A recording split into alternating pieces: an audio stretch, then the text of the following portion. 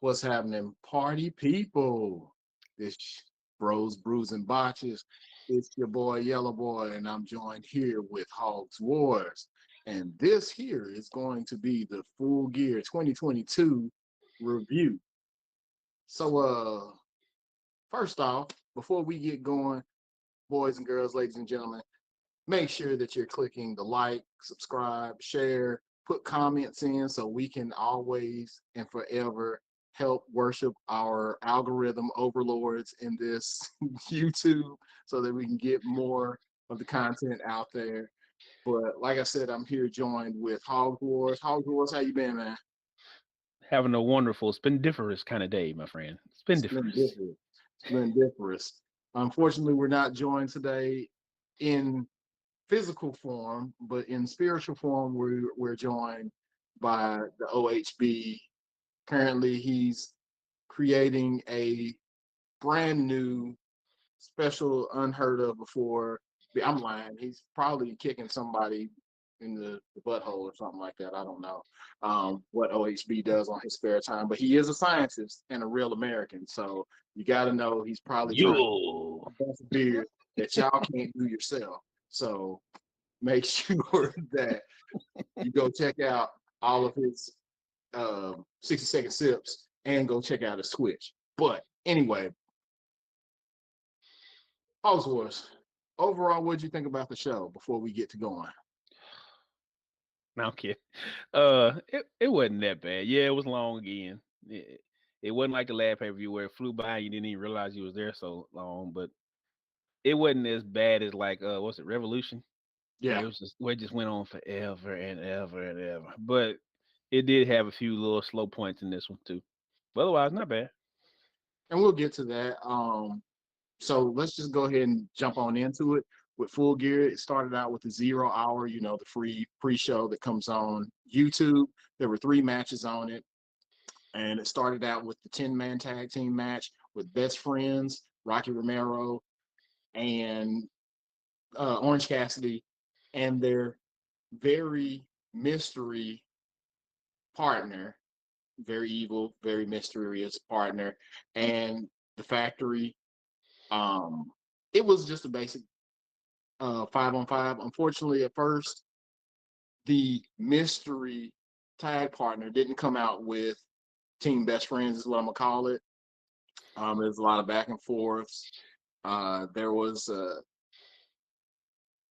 there was a spot with QT hitting Orange Cassidy with a diamond cutter out of nowhere, and when things looked like they were gonna be down for the count with the Best Friends team, that's when, of course, it was Danhausen who came out. But this was a darker Danhausen. This wasn't your regular fun-loving, yeah, this is Danhausen. Yeah, no, he came out with a darker theme. Came out with his jar of Mhm. teeth. He had blood around his mouth, and he came in and he actually did wrestling moves. So Mhm. it was suplexes for everyone. Uh, Ended up happening. It was a big boot after he put his jar of teeth in Camarado's mouth. He hit him with a big boot, got the pin. Yay, team best friends. Anything to add with that? Outside of his all of a sudden costume change, not a goddamn thing. Oh, but I did like the way I want to say Titantron, like it's back in the 90s, but no, I like the way the video board changed for him, so it actually looked serious when he came out too. So it wasn't just like a cosmetic thing. It actually looked like they were like, "Oh, we're behind this. This is the new Danhausen." Da da da da. So Right. And he's been doing a little bit different things on Dark where he's actually winning and he's actually wrestling, but I think he's trying to get more serious, a little bit more. So we'll see as the weeks come. After that, there was a backstage interview from Renee Paquette to the brand new, very newly signed Konosuke Takeshita. He's now all elite. So Cinnabon, beware, he's coming for you. Takeshita is now all elite. So she did a backstage with him.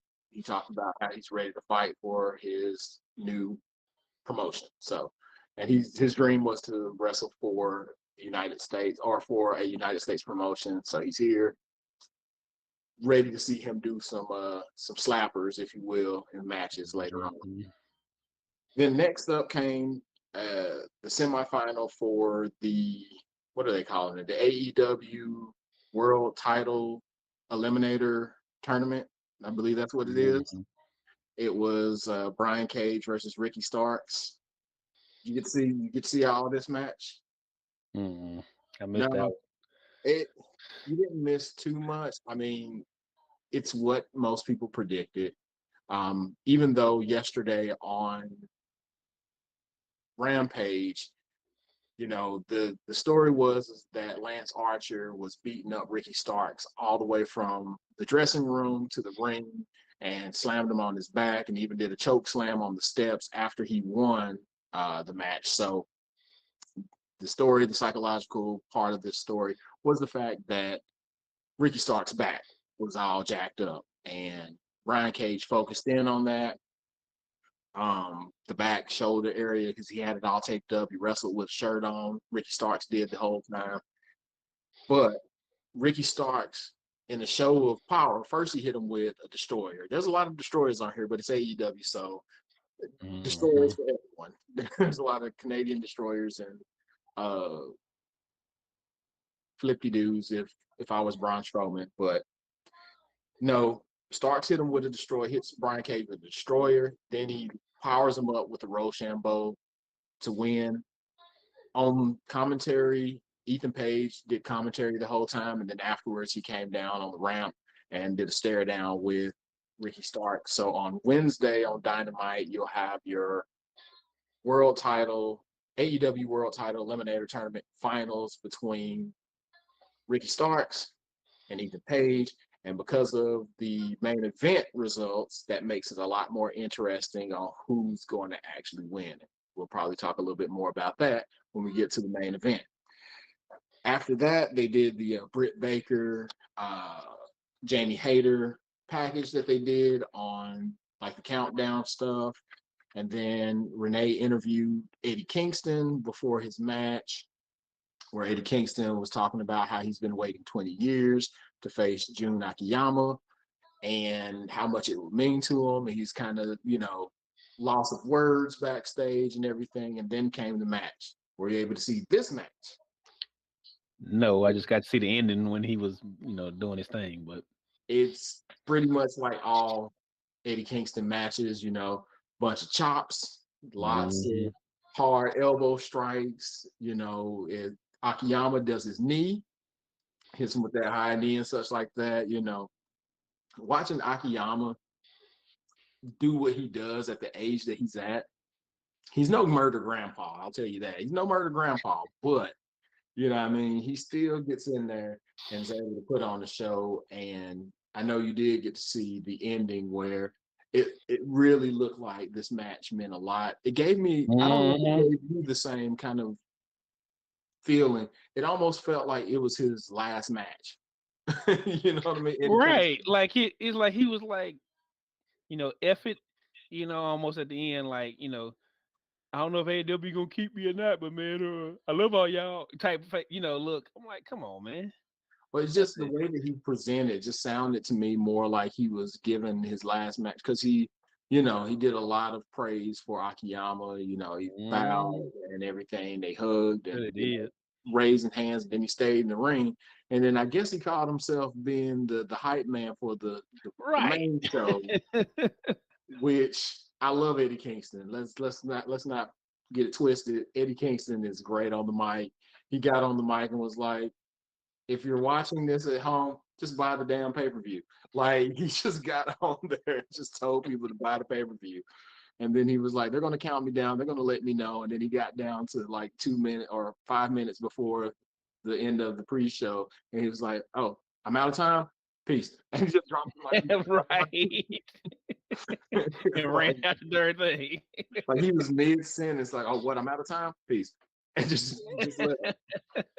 So God bless him. He did tell the fans, and the fans booed the fact that he said that my friend John Moxley is going to retain the championship, and all the fans booed him for it or whatnot. He said, I can't Yeah. help it.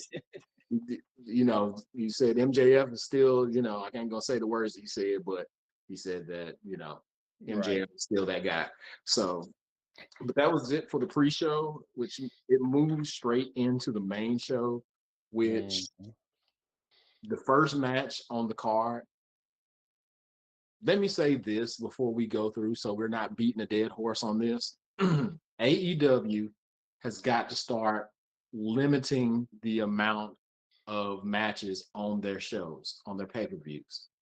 Because what's ending up happening is the crowd is hot, and then because there's so much energy that it takes for them to continually cheer and be invested in all these different storylines, by the time it gets to the main event, most of the fans are pooped. They're just tired. And it looks like they're Mhm. bored when they're just tired and they just, you know, so they've got to do something. I understand they want to make it a great pay-per-view and that, you want to put all your best people on there, but you have to limit it because it's just to the point now where it's just too much. What do you think, House Wars? I know for a goddamn fact, at least three of the last matches was like good matches, but the crowd looked like they were dead. Like I know for a fact a couple of women's matches and some of the other ones later on where it's just like you're like that's a good match, but if they would have been even kind of hype, it would have been a whole lot better. But them folks look like they was just exhausted out there. Yeah. So it is what it is. But something to think about, as they say. So what'd you think? The first match was Jungle Boy Jack Perry. Jungle Boy Jack Perry. If I was JR, Jungle Boy Jack Perry and Luchasaurus in a cage match. What'd you think about this match overall? Nah. I'm glad it was the first match instead of like it would have been a palate cleanser in the middle of after their pay per view. But uh, I'm glad Luchasaurus, you know, did the favor, or at least he tried to make him look good. You can tell he actually cared because he let him just kill himself all the way during the damn match. But in the same token, I give Jack a little more credit than I wanted to give him before this match started because he is really athletic, like really is. Because there are a couple times, like when it started, when he jumped on down near the top of the ring automatically, and a few other little spots where it's just like I didn't think he had that in him. I didn't really Mhm. think he had the leaps like that, and he was seriously jumping a couple spots. Was like, wow, okay, not bad, not bad. I mean, I felt otherwise. I enjoyed this match. I was glad that it started. Uh, I mean, the storyline had to get dragged out for what it was because Christian is injured. Obviously, they would have Mhm. ended this storyline a little bit sooner if Christian didn't get injured. But like you said before, with the last match, it is what it is. Uh, I will say that JR is very masterful in the way that he's been setting up this whole entire time, referring to Jungle Boy, Jungle Boy as Jungle Boy Jack Perry. Like that gives him that distinction and that connection to his father, Luke Perry, so that it brings out that celebrity, when they want to do crossover with Jungle Boy. So like he's been setting that up, and it was annoying me at first, but now that I see that, obviously he's not always going to be Jungle Boy. Like when he's 50, he's not going to be Jungle Boy. So he may be Hopefully, he be Jungle Man sometime. Jungle guy, Jungle dude, something. Jungle elder. I don't know, but he's definitely going to be Jungle Boy for 50 more years. But yeah, and I do appreciate AEW with their cage matches that they don't do the stipulation where that if you just walk out the door and put your feet on the ground, then the match is over. I think that's kind of Mm. stupid. I don't know why other other promotions do it that way. Like a cage is kept as it's a psychological tool as well for a storyline so that you get outside interference where you want to get a cage so that you can keep that outside interference away, not Well, so that you can just walk outside the gate. like they said back in the day, every cage match was meant to be this is your heel blow off match where y'all finally, the baby face has had enough and he's ready to go ahead and finish this off, and this is the only way he can do it, blah blah blah. So the excuse is the only way they could, win was to beat the guy down enough where he could leave. That was the excuse. So that Uh, way it was a blow off. But nowadays, these dudes have blow off matches in like regular matches now instead of what you would normally consider a cage or something like that. So I guess it's more about entertaining the fans and less about storyline half a goddamn time. But maybe that's just is what it is. Like I said, I think this again it would have been settled a little bit sooner with Christian not being injured. But speaking of Christian, Christian did get the keys, open up the cage. Like I said, I don't like that spot in other organizations, but they security took out Christian. They fought on the outside. Jungle Boy wrestled super bloody. I don't like a bloody match at the beginning because now your ring is filled with a whole bunch of blood for the remainder of your show. So Jungle Boy blood was all over the ring for the remainder of the pay-per-view. But that one, that choke slam spot on that daggum chair exploded Ooh. the chair. So Luchasaurus Ooh. choke slam Jungle Boy onto a folding chair. And I've never seen a chair just blow out the way that it did. Like all the Mhm. legs just exploded outwards, and it just left the back of the chair just sitting straight up. Like I've never seen anyone just get choke slam, and the chair just gave up the ghost. Just like, Right. dude, just take me. That's what it did. The legs went everywhere. So, and then what about that finishing spot? Oh man, he looked like he was hurt too when it was all over with because you saw that damn spot on the back of him. I mean, give him all the credit in the world. We gonna jump off the top of the cage because somebody got to do it every match. But he looked like he was aiming at the right place, but it still kind of missed a bit, and it still looked nasty. Like, ooh, but then he goes into his finish and ends up getting snare trap for the win. So kudos to him because that take a lot of guts to jump that goddamn high for something anyway. I don't care who you is, but when he was walking out at the end, like hugging his folks and everything else, and having that cathartic moment, you saw the side of his back. And I was like, ooh, And just yeah, to that kind of bruise is tough. set it up for those of you who don't know what happened. So Luchasaurus was set up on the table. Jungle Boy, Jack Perry got up to the top of the cage and did an elbow drop from the top of the cage and landed. He didn't land flush like most people would, but he landed with a lot of his side, which you can see on his rib area up underneath his underarm where he had hit because it was very heavily bruised. But he hit the elbow drop, broke the table, then proceeded to put Luchasaurus in the snare trap for the win. Hopefully, I know this ain't going to be the end of the feud because Christian still has to have his match or whatnot. So hopefully, this is it for Luchasaurus for a while at least. I So hope so, because this it is time to go ahead and wrap this up. Like your boy said, wrap it up, B. It's time to end this. then I probably say this about every single. Call me a mark if you will. I do not care, but I probably say this about any time I see Lucha Brothers face the Young Bucks that it's my match of the night. sorry, sorry about it, but my match of the night, the Death Triangle versus the Elite for the AEW Trios Championship. I think it was a slapper of a match. Like it's everything that you get from every single Young Bucks versus Lucha Brothers match. And guess what? If you love it, they're going to do it 6 more times because they got a best of 7 for some strange reason. Best of 7 match coming every single week on Dynamite. So if you like that one, guess what? You get 6 more. So, but it was good to see. I thought that the Elite had dropped the whole Wayward Son trademark because they went in for a trademark for Wayward Son as far as their merchandising and such like that. And there was reports that they had dropped that this week. But of course, the endless pockets of Tony Khan was able to at least get the copyright for Wayward Son, the song, and play that out because they had a whole uh, intro and had some uh, writing, some scrolling text or whatnot before their match, and mentioned them as Wayward Son, and of course. The Young Bucks and Kenny Omega come out to carry on my Wayward Son, and the whole elite was there. Uh, Don Callis, Michael Nakazawa, and Brandon Cutler.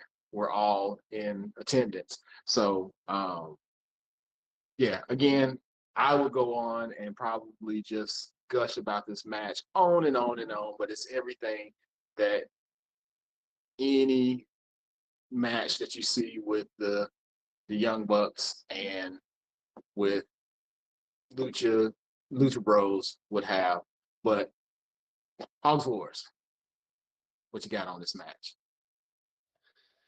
I would love to be like you and be like, yeah, this is a match of the night quality. It was awesome. It's another Lucha Brothers and yeah, elite match. Yay. But I mean, they're gonna do 30 goddamn moves. Everybody's gonna splash at least 3 times outside the ring. There's gonna be somebody getting the Canadian Destroyer after getting the chop, after getting the BT triggered, after getting, so it's like nice. It gives you everything in the universe you can think of. But then what happens is the next match comes out and everybody's like, oh, okay. And it does it every single time they fight each other. Now we got to watch them 7 more times because magically they're gonna win at least 3 of them. So, But I still think that crowds still find it interesting. They oh, they wrestled love the so hell out many. of it. They love the hell out of it. I can't even lie and say they didn't. I mean, I'm thinking that Hogs Wars, you're more like a Braun Strowman. Like you said that, what was the quote tweet that Braun Strowman had? They said that they got a 42 and 5-star match. Him and Omos, the big meaty man slapping meats. I would So like to say that's what it is too, but no, the best match of that night was the Jake Paul match. That stuff was business. But anyway, go back to this match so we can go oh Lord. on. Like what you like. But anywho, yeah, so it eventually, again, it hit all the hits. And again, because the Elite haven't been on TV and haven't performed since the whole fallout from Brawl Out at All Out, they went ahead and did all the stuff they normally do with the Lucha Bros, as Hogs Wars alluded to. But I guess the key point of the match is that if you've been watching for the previous weeks, you know that the Bastard Pack has been trying to get Ray and Penta to join his dark side by grabbing the ring hammer for the bell and use it to win in the match. And they have just denied using it over and over again. But it comes down to it where Ray gets handed, or the hammer finally gets slid in. Ray has it as he's proceeding to be put into the one-winged angel by Omega. He hits him over the head. Ref didn't see it. He rolls him. Victory rolls him up. Death Triangle retains, but you could see after the match that Ray Phoenix, sorry for my Hispanic people out there, Ray Phoenix, he wasn't too happy with using that hammer. He kind of conflicted on it. Like, he did it, they retained, but he just didn't want to win like that. So if you didn't like it then, you got 6 more times to redeem yourself, but hopefully it's not going to take all 6. I think they're just doing that just because. But then again, they could always gauge it. They put it out there for the different venues that they're going to be doing it 7 times. So anyway, next match on the card is the TBS Championship, and that's Nyla Rose, the TBS champion, and Jade Cargill, who is the TBS The champion. champion. And it was a match of women who cosplay. There you go. I will let Hogs Wars go ahead and set this one up because I know you rather enjoyed Oh yeah. this cosplay. I cannot deny that. No, sir. But as the saying goes, bonk. But anyway, long story short, Nyla Rose comes out, her and her little gang in one of Eddie Guerrero's old one of Eddie Guerrero's old vehicles, and I was laughing at Mira Shafir sitting there in their front seat looking like she just got fresh out the dang gang or something with her little Latino stripes on and everything and sit in the front seat like she's just so cool. But yeah, and then Nyla Rose came out and all her I Love Assassin's Creed gear and all that running around and they showing off the belt. And then Jay comes out looking like Tiger off of goddamn Thundercats and Chitara. excuse me, is it Cheetah? I am so off. I tell you my Chitara. brain now. I always get the Tiger's the names. man. I always get the names confused. But it had been 30 years. I guess I can be allowed to be off sometime. Anyway, but man, I was impressed, but I did have to chuckle a little bit because she had the staff and she broke it before she got out there. You could tell because she was trying to hold it for dear life together when she came through the little thing. But excellent job on that one. I loved like the different patches between her hair and other things where she had a little cheetah kind of prints and stuff, which was really cool. So I thought that was great. But other than that, she came out. All the baddies got kind of done in to start the match out, but she came out really aggressive, and I was kind of proud of her for that because she wasn't letting Nyla just take over the whole match from the jump street. She showed that I'm in on my belt and I'm gonna finally get this mofo. So great segue to that match, and overall, not a bad match. It was nice to kind of see Nyla kind of selling for somebody because lately she's been dump trucking everybody. So it's been kind of nice to see the back and forth a little bit. But I'll let you finish this one, big dog. Oh well, nah, man, you're doing a great job of it. I was just gonna say, it always seems like Nyla Rose is the rite of passage for every champion at some point.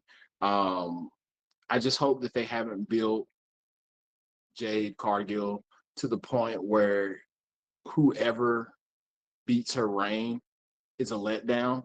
You know what I mean? Because of the fact that she's 41-0 right now as a champion. Ultimately, she's going to have to, and I think she deserves to go after at some point the world championship. But who do you have beat her since you built her up this way? And whoever is going to be at this point, either they're going to have to be like someone who's brand new coming in the company or someone returning that has that star quality that's going to beat her. Because right now, it doesn't seem like anyone's on that level. And like, you can't even put like after Nyla Rose, you're not going to put Marina Shafir in there. You're not going to like unless there's a returning Chris Statlander or I can't remember Layla's last name. Um, Layla Hirsch. yes, Layla Hirsch.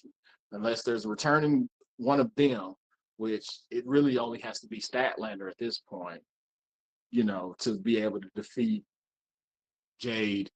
I don't think anybody's going to come close. So, but I will give kudos to Nyla and Jade for stealing each other's moves. They must have had that put onto their move set. And I think that happened a lot tonight on the show where people were stealing each other's moves. I'm like, what is this? WWE 2K? Like, what's happening here? Right. Move thief. Like they put that in, move thief. Hit the trigger button and B and steal the move. So, but obviously, Jade Cargill wins, retains the TBS Championship. Whoever's going to be next, hopefully, it's a little bit more competitive. They need somebody that's on the level of Jade in order to make sure her matches look good. Because right now, like I said before, she's still new.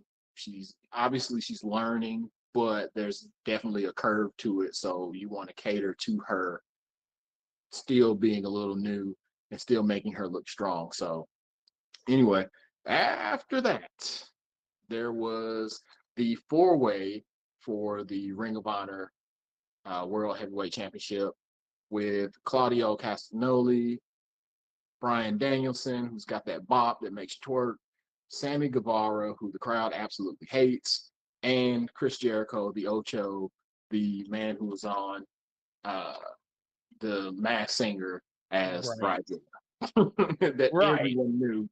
Right. It's like that's Chris Jericho. You're not fooling anybody, Chris Jericho. We know your voice. Right. Too obvious. um, it so from the get go, you knew that the Blackpool Combat Club and the Jericho Appreciation Society were going to work together with each other. Now, the seeds were sown, of course, that Sammy Guevara wanted that Ring of Honor championship. And it was also sown that the Blackpool Combat Club just don't care. They'll fight whoever, including each other. They just, that was already put in, before the match happened. And of course, as the match goes on, BCC fights against the JAS, or the Yas, as Fightful calls them, Yas, and then of course they fought each other. Sammy Guevara has so much heat. I mean, the guy is a great wrestler, but he has garnered so much heat. I mean, he could go out there and break dance and the crowd would boo. Like, He's starting to get nuclear, like real yeah, talk. yeah. Like, he'd come out there and hand everybody a puppy and they would just throw the puppy back at him. Like, that's that's how, you know what I John mean? Cena in that RVD title match when he threw his shirt out there, the mother threw it back. Yeah, That kind of heat. but you knew it was going to happen at some point in this match where either Jericho was going to try to pin Guevara, Guevara was going to try to pin Jericho, or one of them were going to try to get the pin and one of them was going to pull them off. You knew that was going to happen.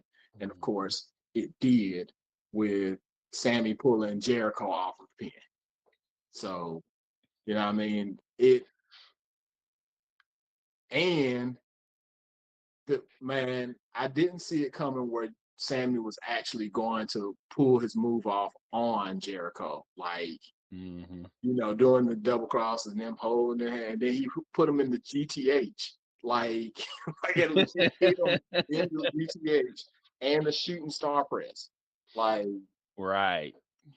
okay, he's really serious about like winning this champ, because he's won the TNT championship, but the commentary had said that he hadn't won a world championship, so that's what he wanted. Um, what else did you see in this match? Well, besides the two members of the Blackpool Combat Club beating the tar out themselves for a minute, and then just giving Claudio his flowers while he's still here. Dude is insanely strong, bro. Like, I'm a strong dude. I can't even front if I wanted to. There's some stuff I seen that man do that's insane. There's no reason you should be able to pick up a almost 250, 300-pound human being and hold him in the air for 10 goddamn seconds like you just barely breathing. That's ridiculous. Dude is super strong, son. Super strong. But anyway, I really enjoyed this match because, yeah, it got kind of slow in places, but Daniel Bryan just wasn't going. And he kept coming back and kept coming back and keeping you kind of interested when everybody else was kind of like having their little flat moments. And then to end the way it did, it's like you almost seen it coming, because it's like there's no way in the world you thought Jericho was going to lose in the end. But at least they gave you enough in between there with the false finishes where you at least had a shot. Like, you got me. I also believed you for a second. Good job. So, between the one with Danielson, which I really thought he had that one won, and then in the very end where he gets Sammy into the God, I can't never remember the name now. But LaBelle Lock, and then here comes Jericho to finish it off and take over for the win. It was good storytelling in the end, but it's just like they missed out so much in that match from just having so much to do. Almost, it's like they were trying to fit so many parts into this match that maybe just really didn't have to. So I just think that one,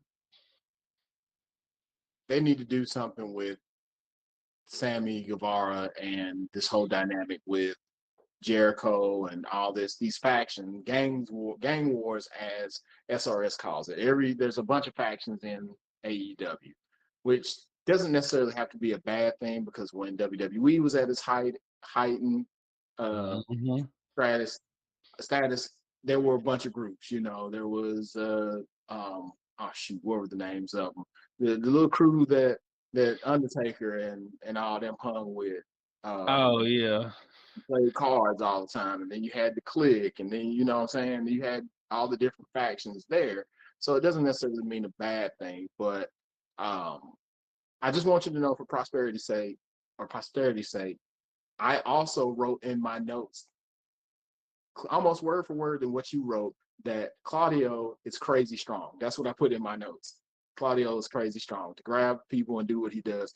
But yeah, he had Sammy in the big swing, and Jericho just, I guess he was trying to do a Judas elbow on him, but he just looked like he just came in and hit him in the breadbasket with his body, and then he hits him with the Judas elbow, which was Judas effective.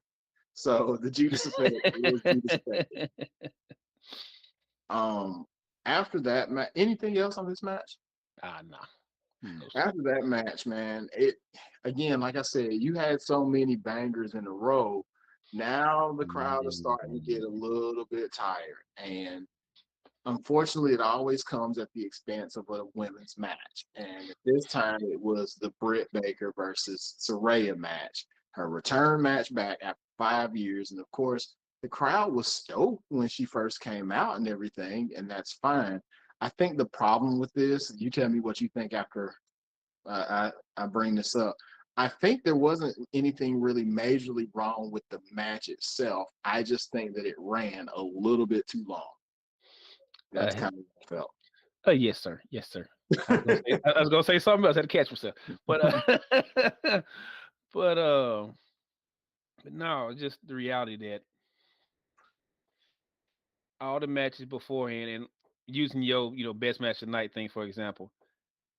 I'm glad the Young Bucks did that match the way they did. That's what people are looking for. That's what they want to see. But what ends up happening is like the next couple matches suffer because you've done so much stuff that it's hard to come. It's hard to keep that up. And the energy that the people had to use to cheer on all that stuff, it drained the crowd. So they needed that time, and like this became the palate cleanser match on the way because yes, you had two talented women in there, and they were trying to do the best they can to give you a great match, but the people didn't have nothing left at the time. They needed the time to kind of breathe a minute, and this just happened to be that match. So there were times where, and I'm never gonna say the woman's name right all the way, but Soraya. yeah. Every time she would do something and then Britt Baker would, respond, it's like she would just hit the floor sometimes, just be like dead weight almost. I'm like, I get it, you supposed to sell, but you ain't gotta look like you were blown up all the damn match. Come on, man. We don't believe that. We know how long you've been training in your life. Come on. And I don't know. Outside of that, it's like I agree with you totally about the length. The length was just that match didn't have to be that long. It just didn't have to. And I mean, I get it because of the fact that it's Soraya. She's been gone for Mhm. 5 years, and the fans want to see her, and they want to see what she can do. And you want to make sure you give them enough in her first match back. And even when she was on the Renee's podcast, I can't remember what it's called, Oral Sessions. When she was on there, she was saying that she could only wrestle like one match a month for right now. That's what her doctors have said as far as her return. So obviously, there's going to be a lot of time in between to build rivalry and stuff before her next match. That's a lot of time in between. So I guess they're calling themselves giving them Mhm. enough time to be able to kind of get through to the next match. But to go back on your comment and your as far as the matches, I think also what goes into it is not the fact that just the Young Bucks and their style of matches, it's because of just in totality, AEW always has different match types for those who like, if it's a technical match, they have those technical Mhm. matches. If you like the flip you do matches, they have those. If you have somebody who likes the strong style, like with, Japanese style wrestling, they have that. But again, to go to your point, that does take a lot of energy, and it takes a lot of energy out of fans to go from those different styles of matches and then have a match that goes at a slower pace because of the Mhm. wrestlers that are in there. Not saying anything about the wrestlers. I'm just saying that some matches, because of the psychology, need to go at a slower pace. Mhm. So it just kind of messes up the flow and the energy that's in that room. So anyway, Right. don't know what they're calling Soraya's what used to be called the Rampage, that cradle DDT that she used to do. She did Mhm. that. She did that once before in the match, but she did it back to Britt to get the win. I don't think anybody thought that Britt Baker was going to win this match, seeing as that's a return for Saraya. Mhm. So obviously Saraya gets the win, and the crowd just kind of, like you said, crowd went mild. Right. And I wonder sometimes if part of that also is when there's not any real stakes, you don't care as much. Might say Like states. you know what I mean? Because you got a guy, for example, Eddie Kingston. Even if he doesn't have a match that even quote unquote matters, he makes you care enough that you want to see him succeed. Whereas this match was like, we can't wait to see you. We ain't seen you in a while, but between the promos and the way they built it, you didn't feel like any stakes involved that you really could care enough to just kind of get behind it all the way. And sometimes I think that's what hurts them too. It's not they don't, that long term booking mess. I think sometimes it's more about, are you really selling tickets? Are you really putting butts in seats? Are you really making people care enough that they want to see you? And I know that is like, the name of the game, but sometimes I wonder if they're trying so hard to do that they, like you said, we got 35,000 versions of matches and we gonna throw each one of them at you in the first 5 minutes and you just gotta deal with it. So they ain't got nothing left. But we didn't say that last pay-per-view, so But speaking of stakes, the next match had big meaty men slapping meats. It was that big Hoff triple threat match for the TNT Championship, which you had young Will Hobbs, Powerhouse Hobbs, Mr. Samoan Joseph, and Ward Wardlow as the TNT champion. And the results may shock you. I mean, it was big meaty men. You know what? As a big man yourself, Hobbs was. I'll let you talk about the big meaty man slapping meats. Well, Yo, as we always say, first it did suck, but anyway. But right. um, if you've ever seen a Haas match, aka big men, beating the tar out of each other, it's pretty much anyone you ever seen, especially 'cause it's a three-way. It's a three-way match. So of course, starting out, all of them got to size each other up first, and then Joe kind of took over for a minute, then Wardlow took over for a minute, and then Hobbs hit a couple of spine busters, and everybody goes up to the side of the ring for a minute, and then they finally get back in, and Wardlow decides it's Powerbomb Symphony time. So of course I'm gonna get three other power bombs out, and I'm thinking I'm King Diesel and try to pick him back up the last time. But of course, being Samoa Joe and being the smart guy that he is, I'm gonna wait till he gets this last one thing. He got it, and guess what happened? Slung his butt out the ring, put Hobbs in the Kahina clutch, and game time.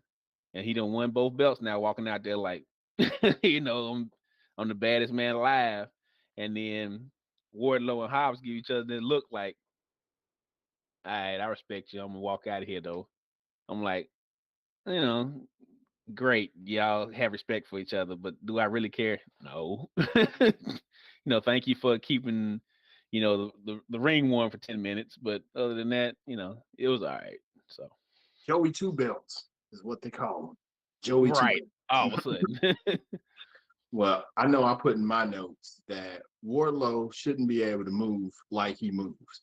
Like the dude is jumping around like a daggone cruiserweight because doing sentons off the top rope like it ain't Right. anything, and jumping over doing swanton, or what is it? It's a atomicos over the top rope and such. And I'm like, dude, you're like 275 pounds and you're just jumping over with ease. I mean, looking even Mhm. slicker than Brian Cage when Brian Cage was in Lucha Underground. You know what I mean? Right. So, but yeah, and if they don't put some form of title soon on Will Hobbs, because he Mhm. went from, just being kind of background scenery to just being undeniably just charismatic, and just the way that he does Mhm. his moves and stuff like that. Like the dude can be your heel star, like your heel champion holder, at least for like some form of tenure. Like put a belt on that man. Like, He wants to be. That's the thing. He yeah, wants to be a heel. He wants to be the bad guy. He wants to be the person people hate. And it's hard to be that. So if you got a guy that's especially is built like he is, give him a shot. I mean, what can it hurt, as they say? his snarl alone should just get him like that forever mean mug the man has. Like he was, I know he born in Oakland, but it looked like Right. he could survive in Memphis anytime. You know what I mean? Man. Like with that just For real, man. Yeah. mug. But yeah, so we got a new champion, TNT champion, and also the television champion. That's Joey, head rocker, head knocker, Joey two belts, Samoa Joe got the two belts.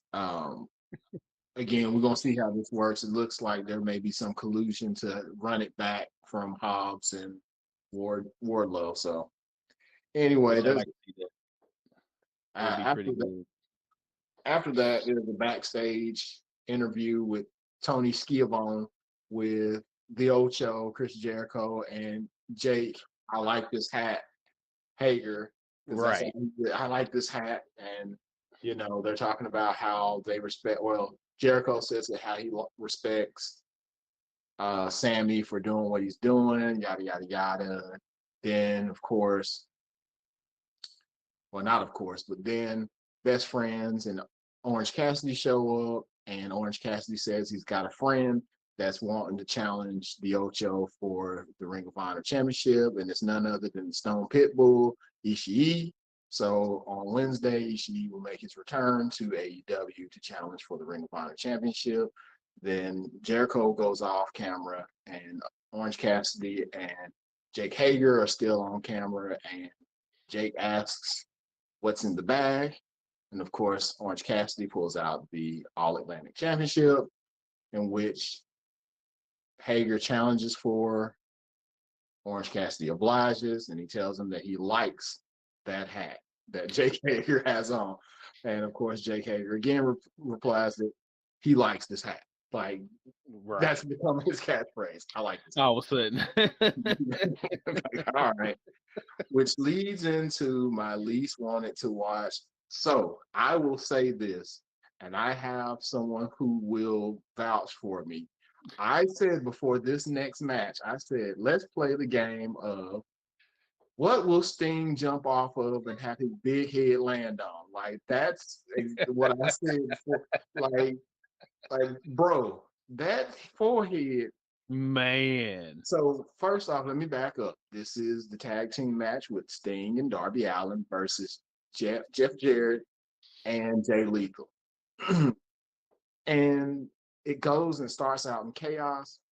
They're all out in the crowd. They're, fight Mhm. Sting, and I believe Jay Lethal are fighting up the stairs into the crowd.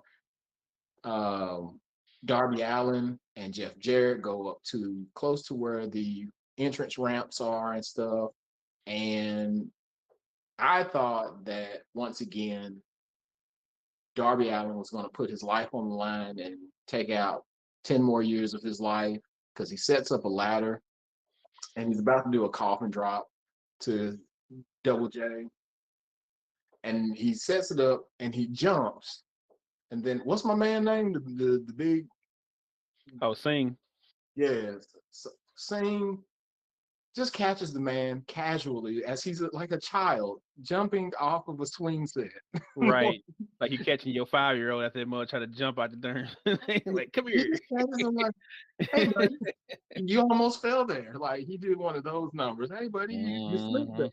I'm like, that's a grown man that this dude is catching. Right. But then ask me, okay, first of all, then they're in the crowd with Sting and Jay Lethal, and they're fighting all through the place. And they get back down, and Sting does what Sting does and jumps from like one of the greats in the stands down to Jay Lethal head first, and his head is so weighted. Like the guy's head's got to be like 20 pounds, and the rest of his body is like 15 or like 5 pounds. Because like his head just goes straight down. And like Jay Lethal couldn't even catch him because his whole head was behind him. I'm like, man, Sting, you ain't got to do this, man. It's definitely like a Funko Pop head. Like, Right. Freaking giant size. like we're gonna go past the bobblehead. We're gonna Funko Pop head Sting looking at boy. Like that's Sting, you know what I mean? But ask me why I pop when Jeff Jarrett does his old school strut in the ring. Why did I pop? Like he hit him with the two fingers and hit him with the, you know. But besides, it was a match. It was a rough ending to it. But Oswald, what you think about it?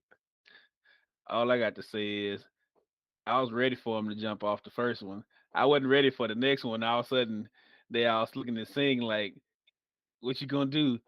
Darby can't do nothing. So all of a sudden, like, no, no.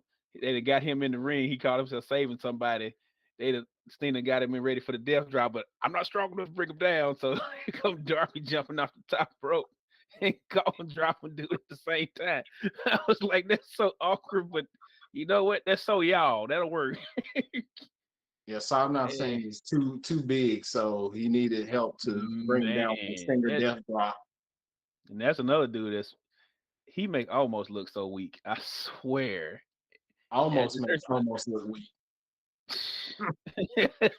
I'm just saying that the guy's ability to do so many things is like impressive because he takes flat bumps, he does all kind of stuff that you wouldn't think a guy that tall and that big can do. Because I mean, he's running, he's jumping off of everything. He's he's pretty much one of the more athletic big guys out there that can be quote unquote considered the giant, if anything.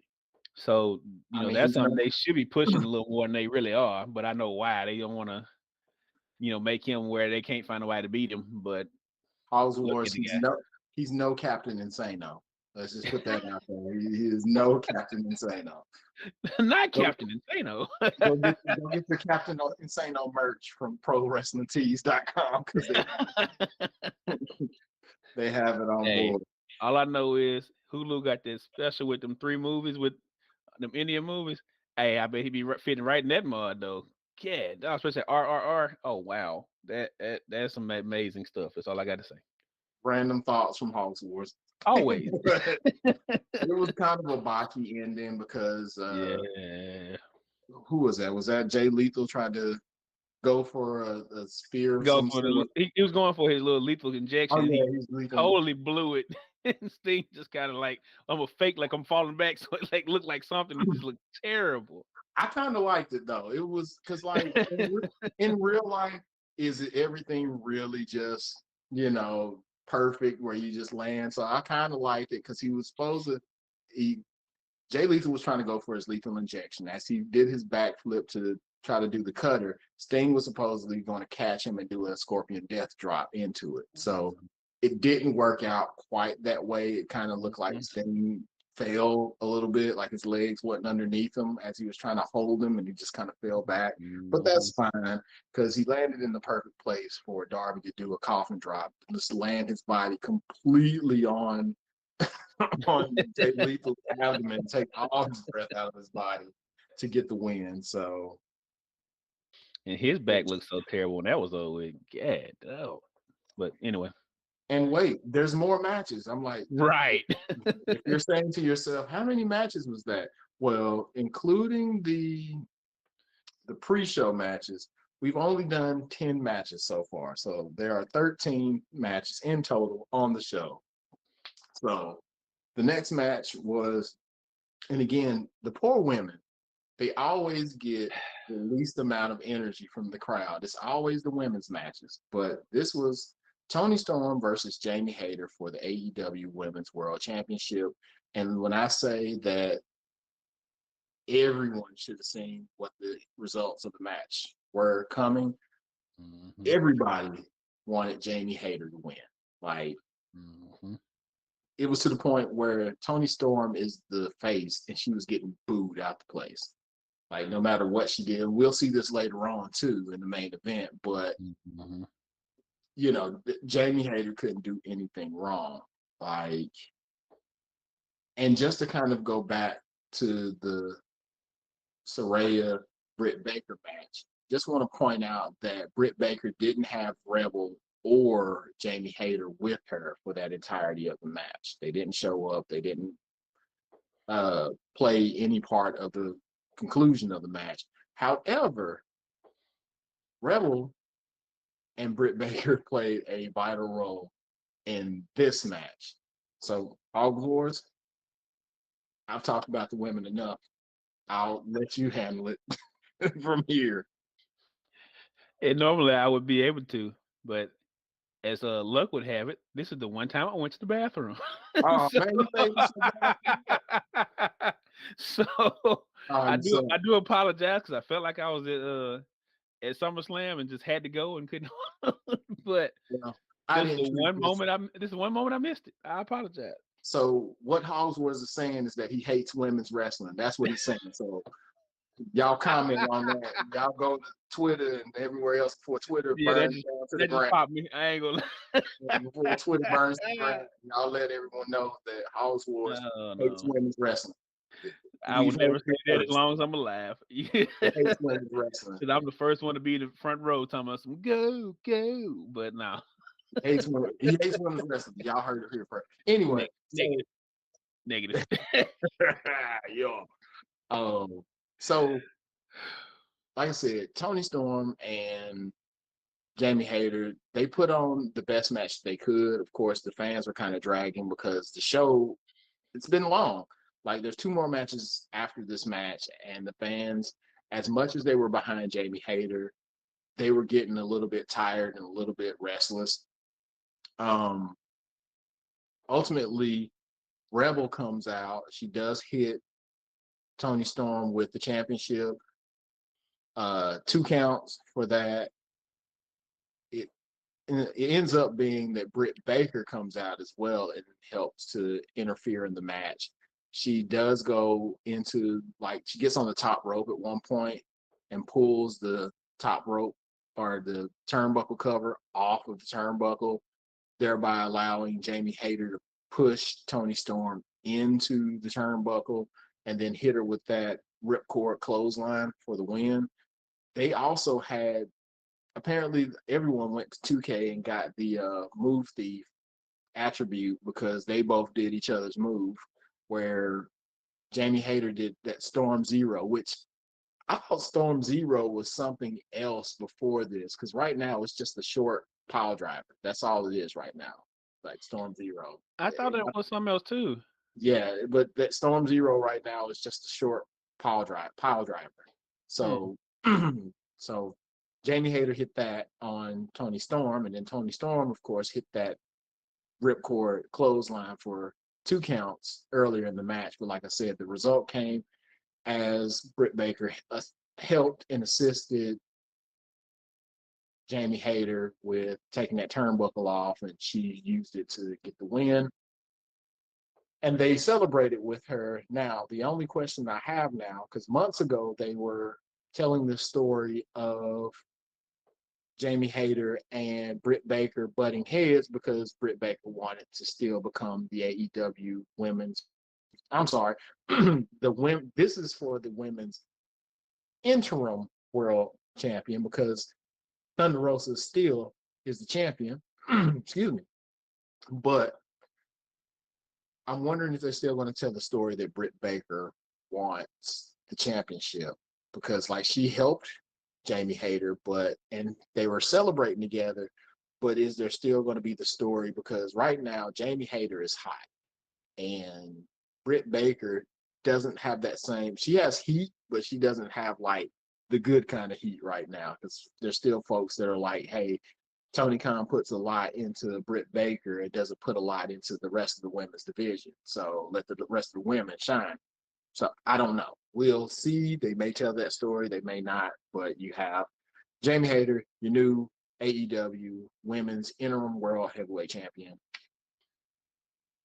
After that match, another championship match, which was for the AEW Tag Team Championships with Swerve in Our Glory versus The everyone. Acclaim. Everyone loves the Acclaim with the extended rap version today. Right. Talked about Kanye and everybody else and Twitter and but But whatever he can throw in there, he gonna do it. I swear. Halls Wars, what you got on this match? I really like the ending, but I agree with you that that crowd seemed like they was tapped, and it's just like so much more of that match should have been pushed a little better. It's just when you ain't got no juice left, man, you can tell they really didn't have a lot left. They were just trying to pick whatever big spots they could find, and they would jump up then, but everything else was just kind of there. But yeah, I do like the ending. The ending was really good, and I do like how Swerve is gone full, full smimey heel, and he does such a great job that I look forward to this continued heel run of his. It's gonna be a beautiful thing. But I will say though, before you go into the conclusion, the ending, that the story that they were trying to tell was Anthony Bowen being injured. Now, whether this is a work or whether this is a shoot, I'm not sure, but they were saying that, and other people have verified that Anthony Bowen had been wearing a sling on his right arm for the past couple of days since Dynamite. And they really played that up. He had kinesis tape on it, and everything was focused on that right shoulder from Swerve in Our Glory. They was doing a lot of moves toward it or whatnot, and it played a lot into some of the finish as well, or at least a part of the finish. Granted, the finish was still finished, but um, yeah, I think that was the bigger story as far as what they're playing with that. No daddy ass to begin with, no daddy ass, but he did try to make a run in and got that face kicked in. So, but what about that finish? well, leading into that, Swerve goes to the ring table. I mean, the timekeeper table. That's what I'm looking for, and he finds the little things he used to mess up Daddy Ass's fingers, and decides he's like, hey, we're gonna do the same thing over here. So he tries to get Keith Lee to do it with him, and Keith's like, I don't want to win like that, and he slaps the taste out of Keith Lee's mouth, and I'm like, whoa. I said, did you want to go into the second row like you do everybody else? But instead, Keith Lee just looked at him like, you know what? Here you go. You can do this on your own. And said, I'm gone. And just tapped dude on the shoulder and kicked rocks and just sat out there. And then here come, Bones and the Acclaim, set up their little move. And like you said, with his shoulder being injured or not injured, they played that really well because the first time he tried to do that same finishing move, he couldn't get him all the way up to get him up for the move finish. And his last time was like he just said, you know what, I'm gonna muscle through this, and finally got him up and they finished him off. I don't know what that one's called, but it's a cool move. But they got the 1, 2, 3, and looks like it's over with for Keith Lee and Swerve, which they've been kind of teasing that for a while. So they finally just pulled the trigger on that. But yeah, decent match. That Acclaim are still head over heels over. They're just not as over as like when they won the belt, of course. But you can still see people behind him. I just hope he really ain't hurt because that would kind of suck for them to really get going and then all of a sudden he hurt again. I think the crowd was behind them because like the little things that they did, the crowd reacted to and stuff like that. I just think, like I said, after 5 hours at this point, I And think the 11 crowd, matches, yeah. yeah, I think the crowd is a little 12 at this point. I think they were a Right. little bit overdone at this. So, but speaking of overdone, we have come to the end, the last match of the night, The which the main main. event. Hold on. Time for talk is over. It's time for the main event. Gotta have a dumb smile. But the main event, which is always going to be the main event, the match for the AEW World Championship title holder, Jon Moxley versus the devil himself, MJF. Um, MJF playing up to the crowd, man. Like Mm-hmm. this New Jersey crowd, he was playing up to them and going out and taking photos and amping the crowd up the whole time.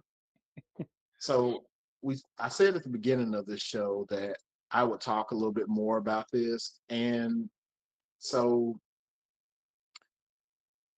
it's continually played that he is the devil. And he continuously says, or it has been said, that the greatest trick to ever be told is that the devil does not exist. Mm-hmm.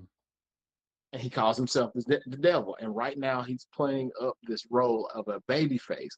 And the crowd is totally behind him, which Mm-hmm. kudos to him for building that and everything. Because ever since he came back after that hiatus, um, because of calling Tony Khan a effing mark and all that good stuff, he came back.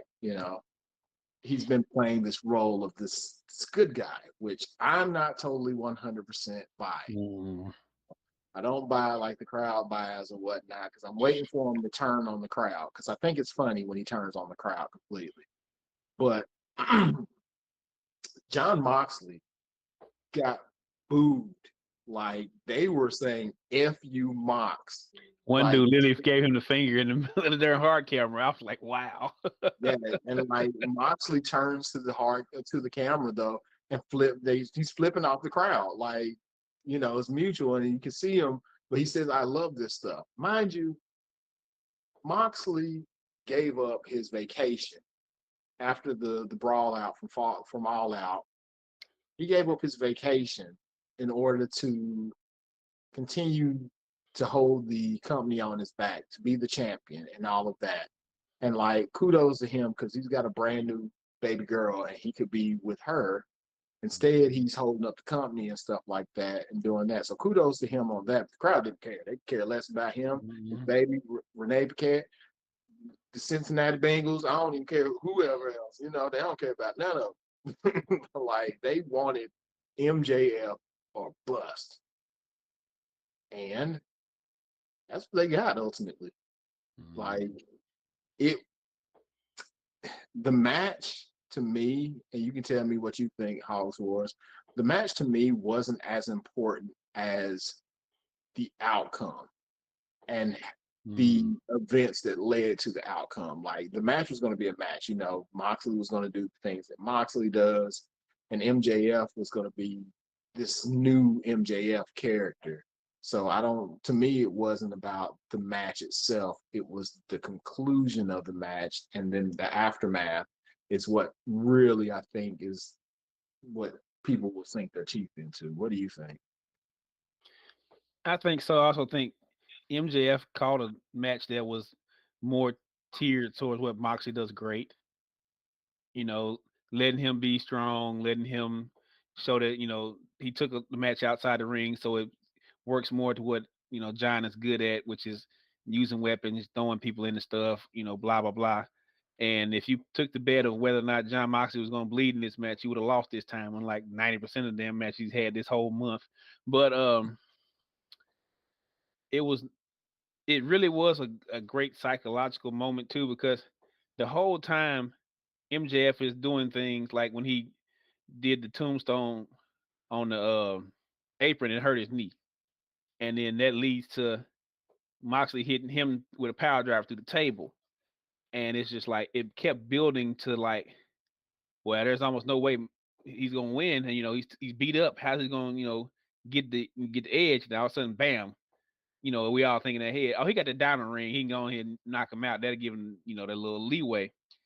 And then here come Regal, like, you better not do that. We all looking like, what he gonna listen to him for? Like it matters. So he grabs the diamond ring and talks to that mug, which I said, first off, that's a diamond ring. What the hell are you throwing that anyway? But that's here and there. But second, I'm like, and this is something I don't think I got to talk to you about it, but I had talked to somebody. I said, they're setting this up for something really big to happen. But I said, I guarantee it's got something to do with Regal. I guarantee it. And lo and behold, he turns around and Moxley goes down again, and they knock both refs out, and everybody's trying to wake back up. And he turns around, and Moxley turned around for that split second. Here come Regal slinging him some damn brass knucks. I said, I be damn.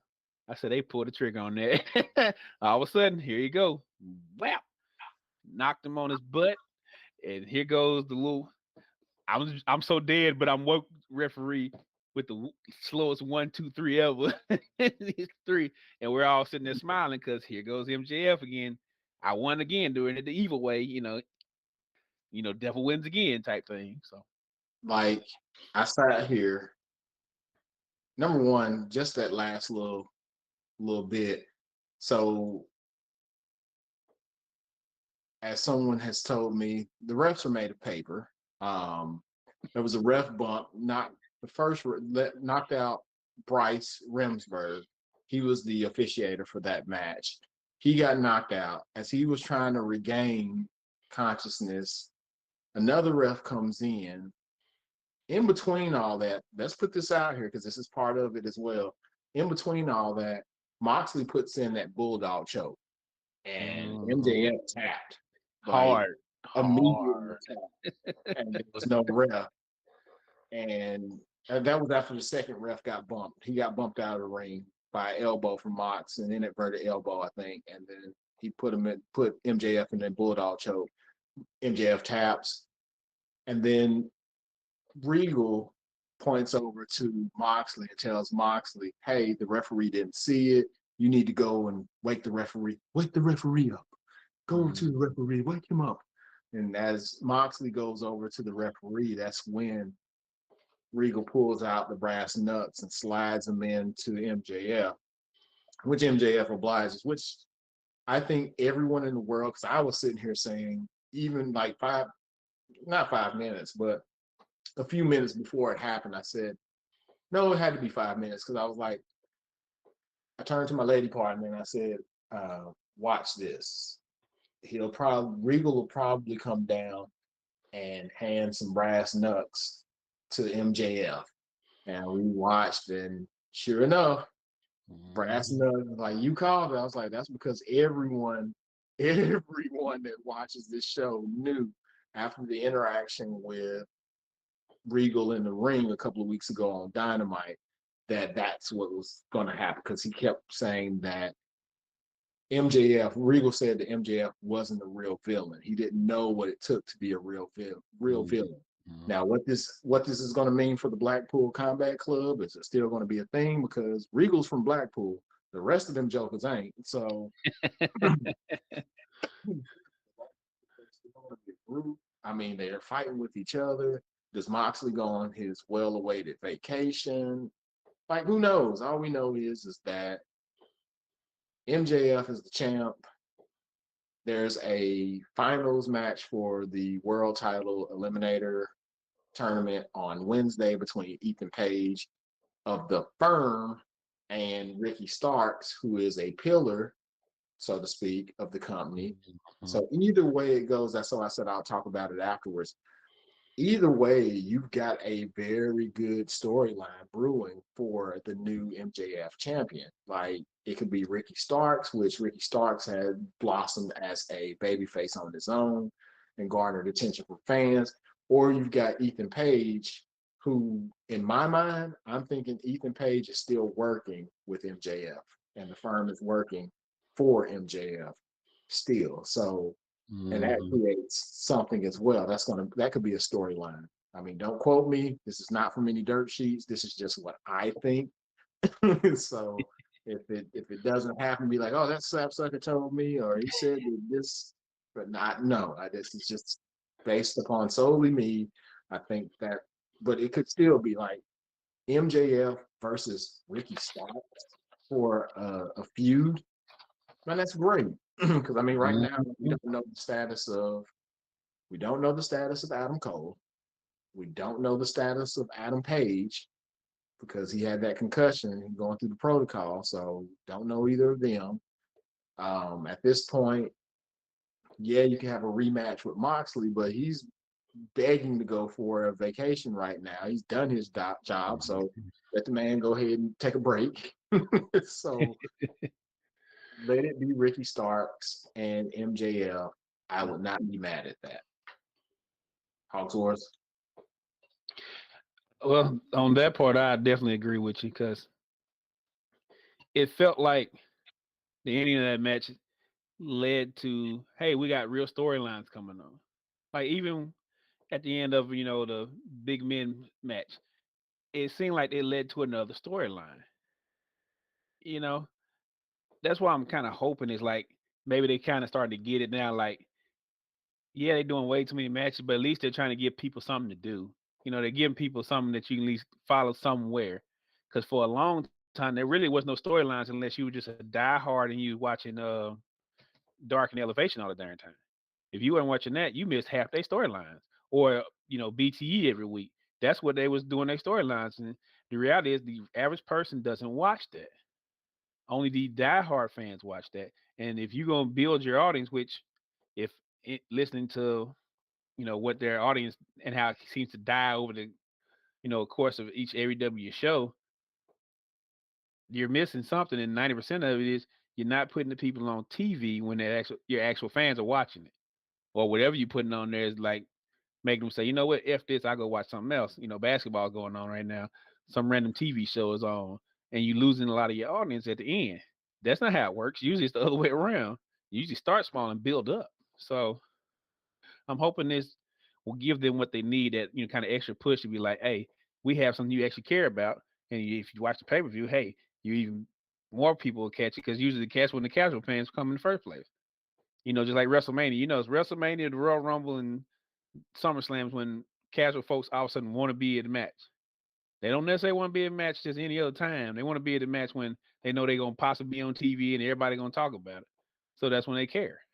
So I mean, if they doing it for they big for pay per views the same kind of way, that will build them storylines, get more people to watch it during the regular, excuse me, during the regular parts of the match.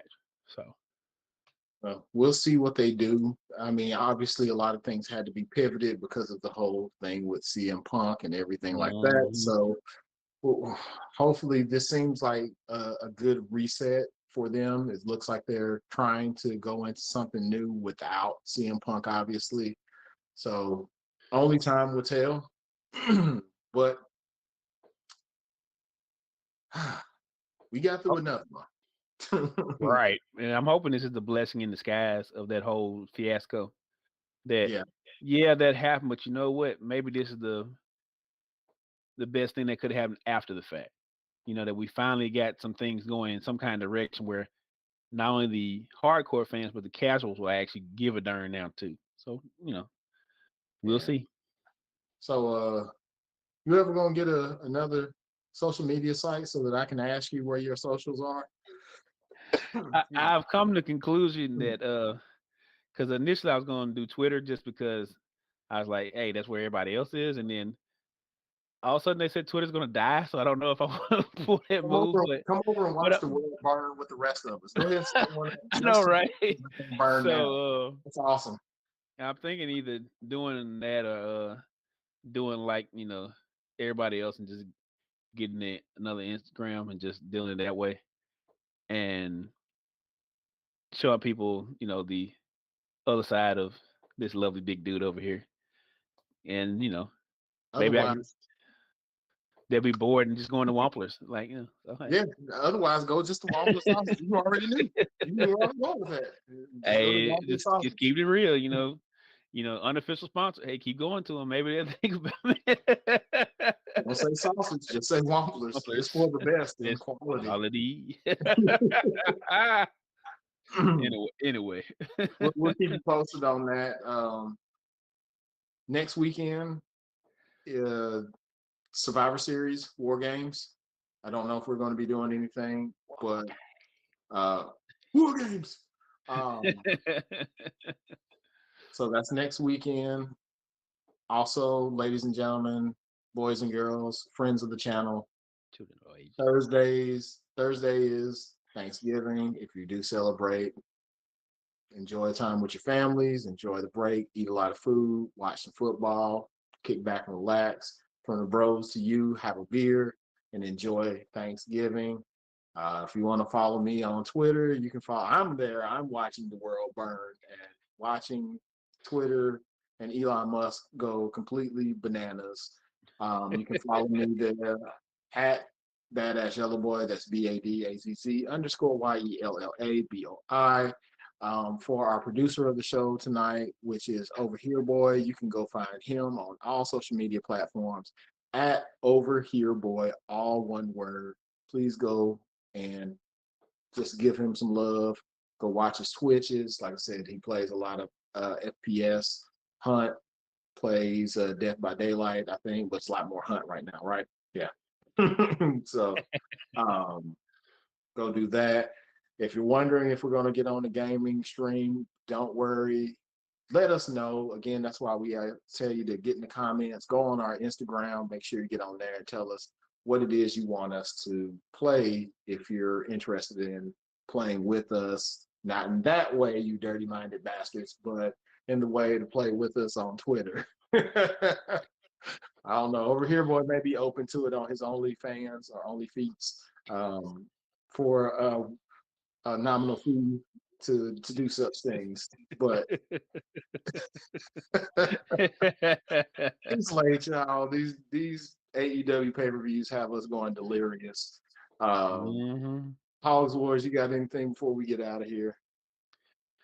No, brother, I'm ready to go to bed. Y'all have a wonderful night. All right, ladies and gentlemen, make sure you like, share, subscribe, put the comments in the comment section, tell your friends about us. And until next time, ladies and gentlemen,